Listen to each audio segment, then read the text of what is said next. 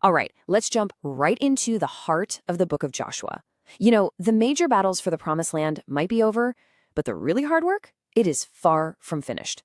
Today, we're going to break down 5 really key chapters, 16 through 20, that get into the nitty-gritty of dividing up that land. And let me tell you, it's a story that's complex, it's challenging, and it is just so meaningful.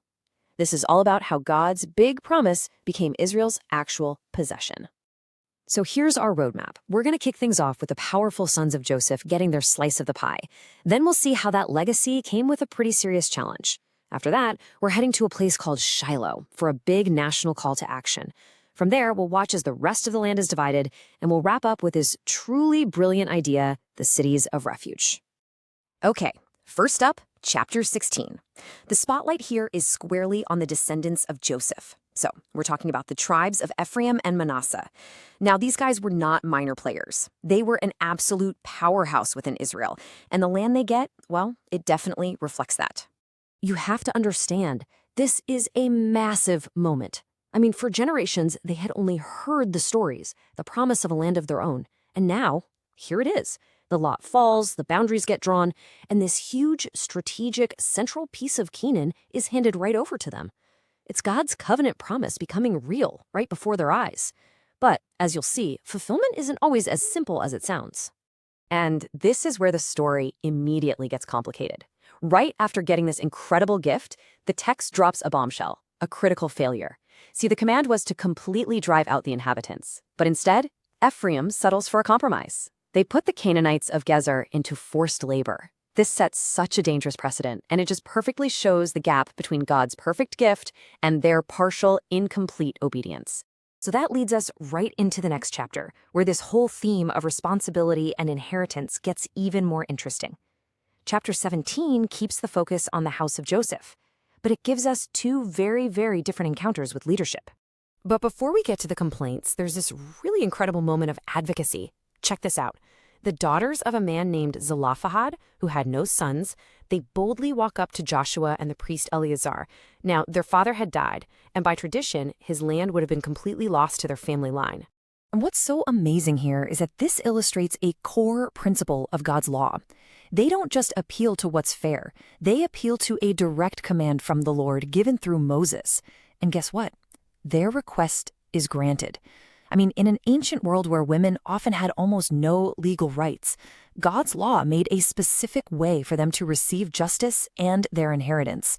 It's a truly remarkable and, frankly, progressive moment. And then the tone just shifts on a dime. The tribes of Joseph come back, but this time they're complaining. They're saying the land they got isn't big enough, and even worse, the Canaanites who are left are way too strong, with their scary iron chariots. But just look at Joshua's response. He doesn't baby them. He basically says, "You're a great people, so start acting like it. That forested mountain, it's yours. Go clear it. And you will drive out the Canaanites, no matter how strong they are or what kind of chariots they have." It's this powerful call to stop making excuses and start acting in faith. Okay, so now we zoom out from a single tribal group to the whole nation. The entire congregation of Israel gathers at Shiloh. They set up the tabernacle, the literal dwelling place of God among them, and yet, there's a huge problem. The whole mission has stalled out. I mean, really think about this scene. The land is mostly under control. The center of their worship is established. It would have been so easy to get comfortable, to kick back and feel like the job was basically done. But 7 entire tribes were still effectively homeless, without their God-given portion. A dangerous kind of spiritual laziness was setting in.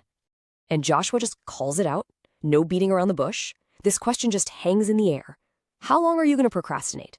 How long are you going to hesitate to go take what God has already given you? It's a massive wake-up call, a direct rebuke of their inaction. And this right here is the turning point that gets the whole train back on the tracks. And the crucial thing is, Joshua doesn't just yell at them. He gives them a plan, a practical, organized, faith-based strategy to move forward. He tells them, appoint surveyors, go describe the land in detail, bring that report back to Shiloh, and there he will cast lots before the Lord. It's this perfect marriage of human responsibility and total reliance on divine guidance. All right, on to chapter 19, and this is where the rubber really meets the road. With that survey complete, the final methodical distribution of the promised land finally gets underway. This chapter is all about seeing that plan through to the very end. You can almost picture it. One by one, standing there before the Lord at the tabernacle, the lots are cast. Benjamin, Simeon, Zebulun, all the rest finally receive their inheritance. It's a systematic process, overseen by Joshua and Eleazar the priest, making sure God's will, not human politics or who's strongest, determines the final map. The promise is finally becoming a reality on the ground. But even inside this very orderly process, there's this one fascinating curveball, the tribe of Dan. They run into a problem. The territory they were given just isn't working out. It's either too small or too tough for them to conquer. But they don't just go back and complain. Look at what they do. They take initiative, they see their need, and they march up and fight for a whole new territory, conquering the city of Leshem and renaming it Dan. Now, this isn't disobedience, this is proactive faith, trusting that God will be with them as they step out to secure a future for their families. It just goes to show you that sometimes taking hold of your inheritance requires some bold adaptation. And the chapter, and really the entire division of the land, it ends with one of the most powerful and quietest displays of leadership you will find anywhere in the Bible. After every single tribe has its portion, what about Joshua? What about the man who led them through everything? I mean, this is just incredible. This is the definition of servant leadership. He waited. He made absolutely sure every family in Israel had their home before he even thought about asking for his own. He didn't use his power to grab the best plot of land for himself first. He put his people's needs completely ahead of his own. It's such a quiet but profound statement about the character of this amazing leader. So, the land is divided, the map is drawn, but now God gives a final, critical instruction. And this one isn't about borders or territory. It's about how to build a just and merciful society within that land. God commands them to set up something called the cities of refuge. So, what exactly were these cities of refuge? Well, back in the ancient world, if you killed someone, even if it was a total accident, a relative of the victim, known as the Avenger of Blood, had the legal right to hunt you down and kill you in return. As you can imagine, this could lead to these endless destructive cycles of revenge. So God established these special cities to break that cycle.